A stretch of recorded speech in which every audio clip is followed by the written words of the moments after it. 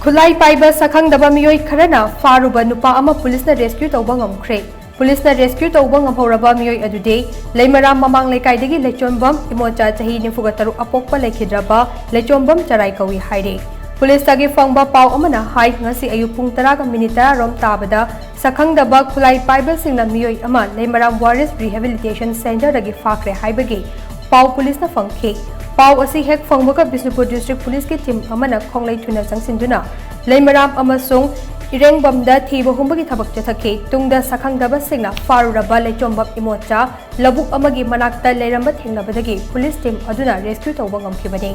Operation adu makha chatharakpa oina reinforcement team kauduna kainau khulda thiba humbagi thabak chathake maduda Irengbam amasung kainau anigi lonabada leiba lower canal dagi magazine yawba carbine nongwai ama magazine yawba 9mm ki pistol ama amadi M16 rifle gi ahangba magazine amaga recover tawba ngamkhe phagalaba khulai sing adu Imocha bu fana bu honaramba Meeoi sing aduna hondoklamba oiramgani haina chingnari